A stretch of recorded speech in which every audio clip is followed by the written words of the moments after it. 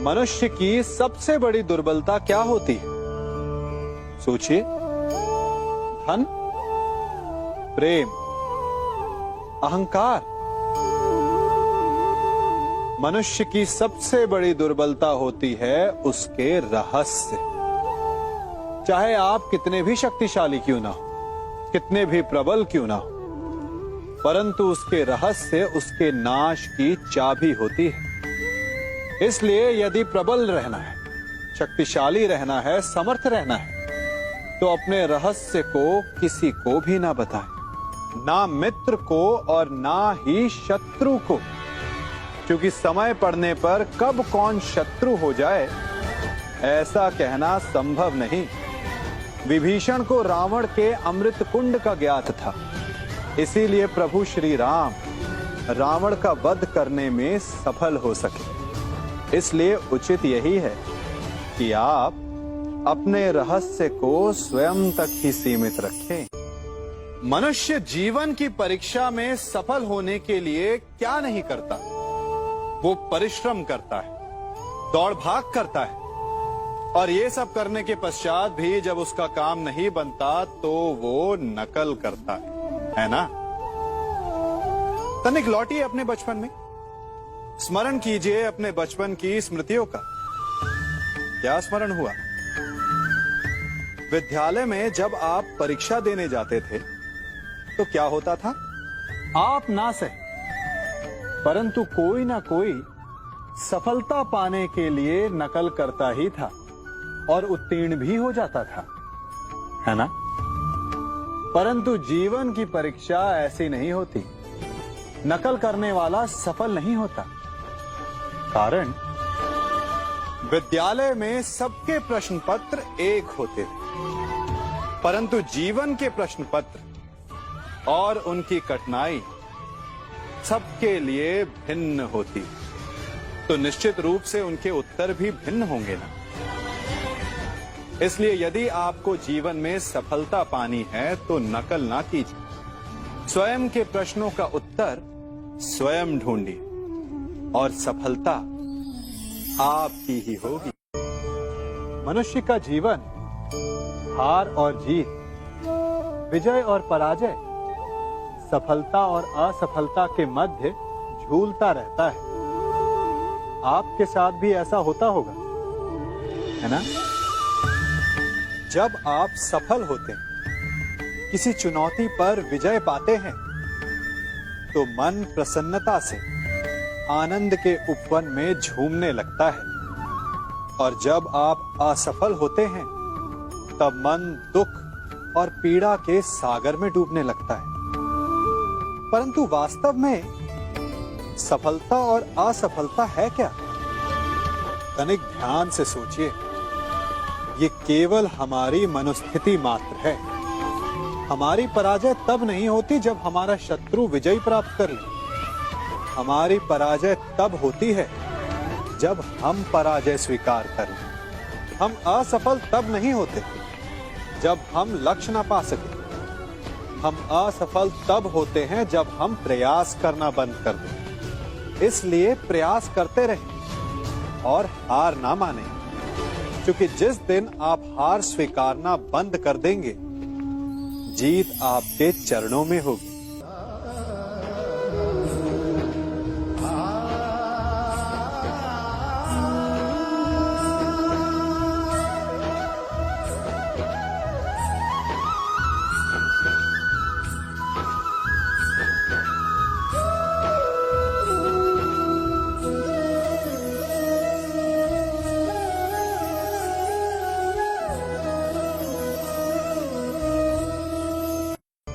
आप सबने बरगद के वृक्ष को तो देखा ही होगा। क्या आपको ज्ञात है, बरगद के वृक्ष के बीज का आकार राई से भी छोटा होता है, परंतु बरगद का वृक्ष संसार के महाकाय वृक्षों में जाना जाता है।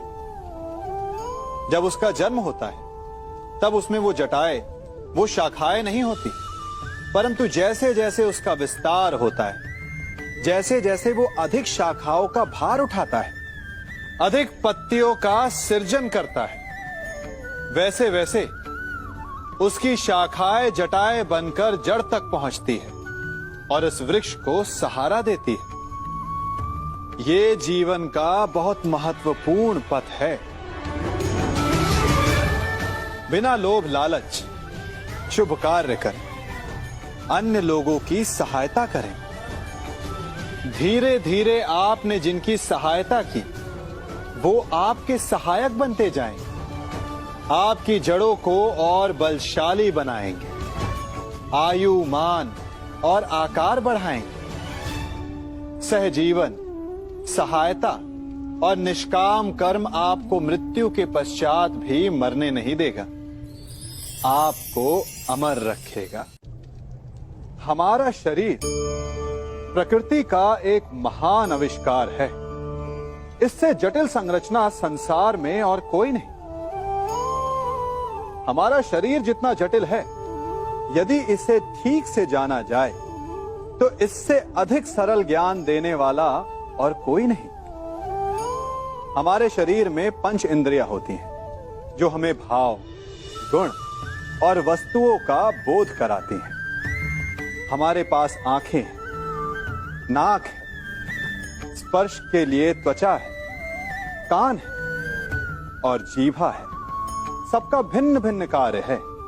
आंखों से देखना, कानों से सुनना, नथनों से श्वास लेना, त्वचा से स्पर्श करना और जीभा से स्वाद लेना। परंतु क्या आपने कभी सोचा कि प्रकृति ने हमें 2 आंखें दी, 2 नथने दी, 2 कान दी, स्पर्श के लिए ये पूरा शरीर दिया, परंतु जीभा केवल 1 दी? ऐसा क्यों? क्योंकि प्रकृति चाहती है कि हम देखें अधिक, सुने अधिक और ज्ञान अधिक अर्जित करें, बोले कम। क्योंकि अधिक वाचाल नाश को निमंत्रण देता है। स्मरण रखिएगा।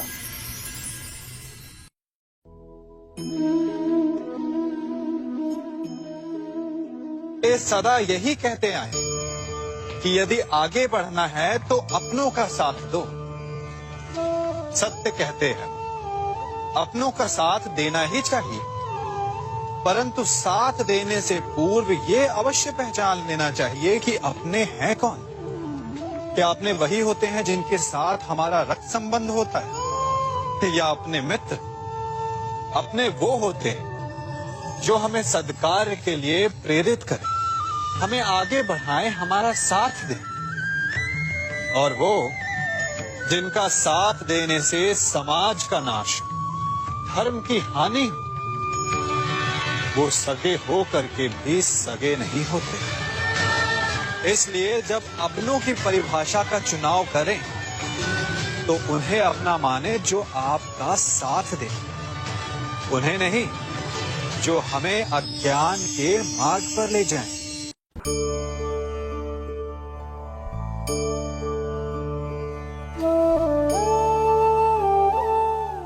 आप जिनसे प्रेम करते हैं सदा उनके समीप रहना चाहते हैं, नहीं चाहते कि कभी अपनों से दूर होना पड़े, बिछड़ना पड़े।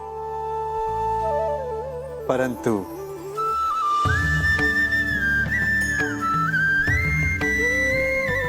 एक समय के पश्चात अपनों से दूर हो जाना उन्नति के लिए आवश्यक है।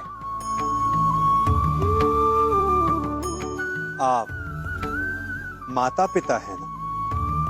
यदि आप अपनी संतान के जीवन के हर पग पर उनका मार्गदर्शन करते रहेंगे तो आपकी संतान स्वयं मार्ग चुनना कैसे सीखेगी?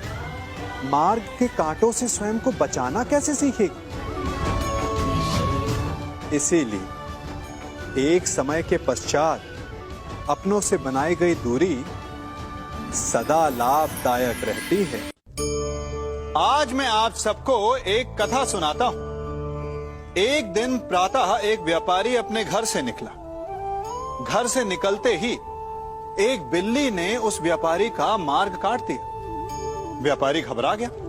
वो फिर से घर लौट गया और शुभ घड़ी की प्रतीक्षा करने लगा।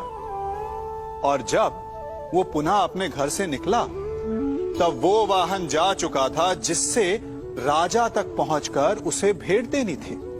राजा को भेंट नहीं मिली। राजा क्रोधित हो गए। राजा ने उस व्यापारी का व्यापार बंद करवा दिया। इस कारण व्यापारी क्रोधित होकर घर पर अपनी पत्नी से लड़ बैठा। पत्नी अपने बच्चों समेत मैके वापस चली गई और उस व्यापारी के जीवन में यदि कुछ रह गया था तो केवल अंधकार। और इन सब का कारण वो उस बिल्ली को मानता रहा जिसने उसका मार्ग काटा था।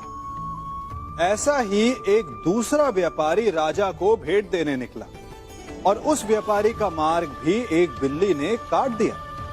वो व्यापारी तनिक घबराया, परंतु उसने आगे बढ़ना अधिक उचित समझा। राजा तक वो समय पर पहुंचा। उसने राजा को भेंट दी। राजा प्रसन्न हुए और राजा ने व्यापारी को अपना व्यापार बढ़ाने की अनुमति दी, स्वर्ण आभूषण दी। जब व्यापारी घर पर पहुंचा तो पत्नी को आभूषण और अपने बच्चों को देने के लिए वस्त्र थे उसके पास।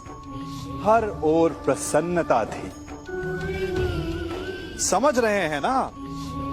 दोनों के साथ एक ही प्रकार की घटना हुई, परंतु दोनों की प्रतिक्रिया भिन्न थी। ऐसा ही हमारा जीवन भी है।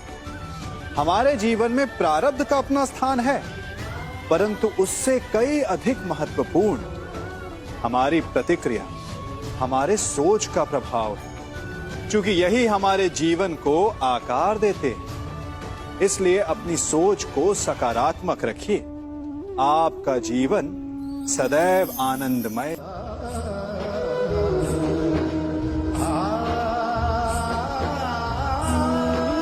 हम सभी अपने जीवन में कोई ना कोई कार्य करते हैं। कार्य करते हैं तो थकान की अनुभूति होती है और यदि थकान ना उतरे तो कार्य करने का मन नहीं करता। हम आशा करते हैं कि कदाचित एक दिन में 24 के स्थान पर 26 घंटे होते तो आराम करने के लिए हमें और अधिक समय मिल जाता। हमें ऐसा अनुभव होता है कि हम बहुत अधिक कार्य कर रहे हैं, है ना? परंतु क्या आपने कभी सोचा है कि जो लोग संसार में सफल हैं, उनके पास भी सफल होने के लिए दिन में केवल 24 घंटे थे, तो फिर वो सफल क्यों हैं? इसका एक छोटा सा रहस्य है। वो कार्य चुनते हैं जो उन्हें प्रिय है, जिसे करने में उन्हें आनंद आता है। उन्हें लगता ही नहीं कि वो कार्य कर रहे हैं, उन्हें लगता है कि वो प्रतिपल आनंद मना रहे हैं। और जब आप आनंद मनाते हैं तो थकान कैसी?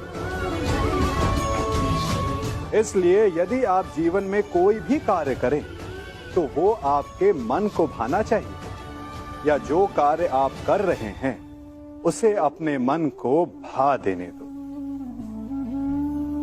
सफलता आपको मिलेगी।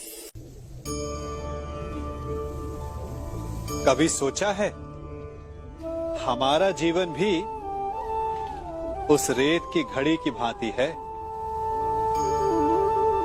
जो रेत नीचे गिर चुकी है वो हमारा अतीत है, जो अब भी ऊपर है वो हमारा आने वाला भविष्य है, और वर्तमान ये संकुचित स्थल है जहां से धीरे धीरे करके रेत गिर रही है। अर्थात हमारे पास जीने के लिए यही एक क्षण है। उसका उपयोग कैसे करना है ये हम पर निर्भर करता है। जो बीत गया उसका दुख मनाना है, या जो भविष्य में होने वाला है उसकी प्रतीक्षा में क्रोध करना है। सब कुछ करने के लिए यही एक क्षण है। प्रसन्न रहना है तो उसके लिए भी यही एक पल है। प्रतीक्षा करते रहोगे तो ये पल भी भूतकाल में बदल जाएगा। इसलिए आनंद के लिए, परोपकार के लिए प्रतीक्षा ना कीजिए। आपके पास जो पल है उनका भरपूर सदुपयोग कीजिए, क्योंकि इस घड़ी को पलटकर आप फिर से समय अवश्य गिन सकते हैं, परंतु अपना बीता हुआ समय आप वापस नहीं लौटा पाएंगे।